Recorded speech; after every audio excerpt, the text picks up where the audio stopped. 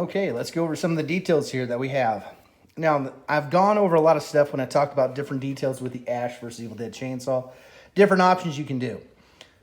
But I'm going to go over really specific stuff with this chainsaw. As you can see, the grill is very, very thin. Compared to other ones, it is slightly rounded, but also flat. Has the correct amount of little vents right here. The pull string, it is a non-working pull string, so I can have it sitting like this, how it's supposed to for this specific chainsaw, or I can actually have it sitting up here like this, or actually when I'm wearing it, it actually sits like this, which is very nice.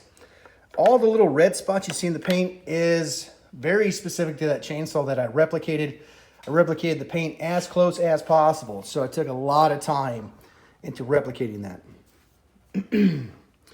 I have talked about this bolt down here, this 4mm bolt, nut setup. Like I said, it's not on all the chainsaws.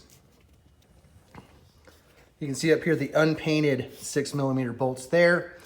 And also on this one specifically just had the Phillips head bolts on there. And on the other side, holding in the block.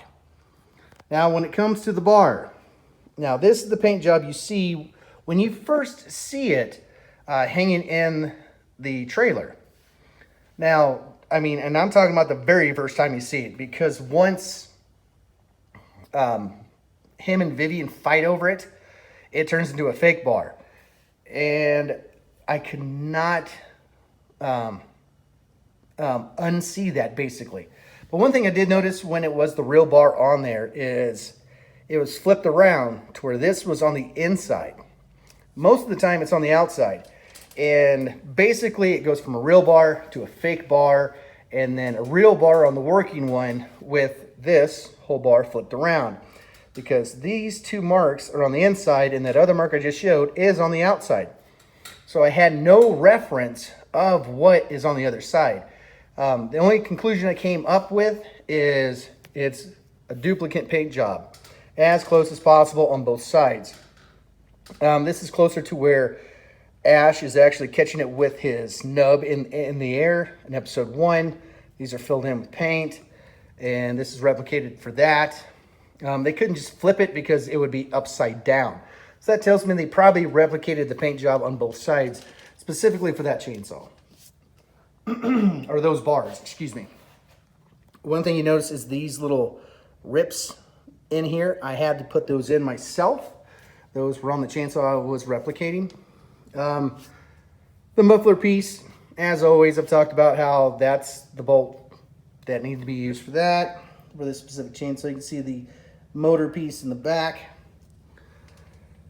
I talked about how this is a different piece than a lot of the other chainsaws. Even the wrist clamp piece here is different on a lot of them. And this one is an open back.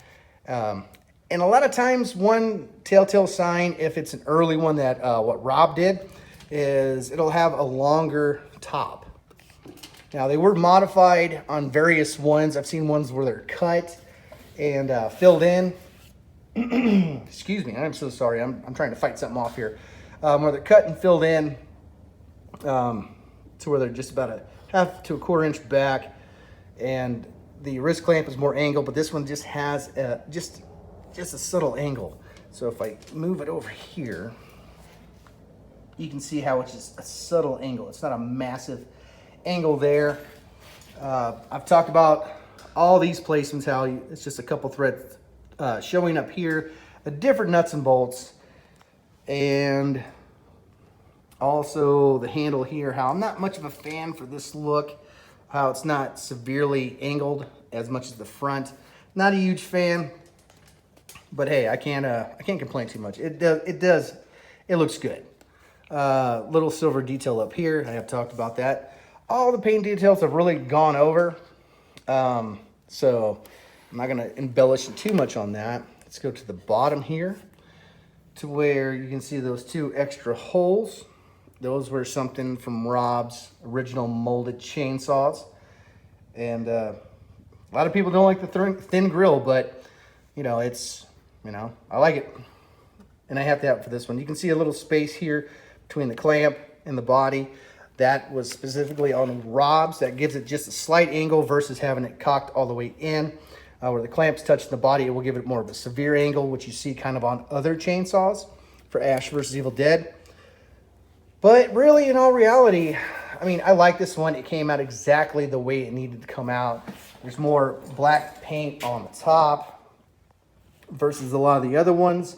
Season 1 was very notorious of really having grittied up chainsaws. And I really like that look, and I do like the clean look that they do provide later. It just depends on who weathered it, whether it was early production, late production, whatever. But I'm a fan of it. Let me know what you guys think.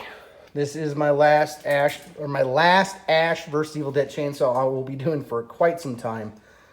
And figuring out the angle of this top handle just drove me absolutely nuts. But the paint is matching as close as possible. So, yeah, it was very tedious. And also, I did make the piece that fits in here. I will cover that on a video on how easy that is to make, because it's not very hard at all. But really, that's it. There's not much more to it. I've covered a lot of stuff in the last few videos on details of different chainsaws for Ash vs. Evil Dead. If you haven't seen it, go back a video or two. You can find it. It's not very hard to find.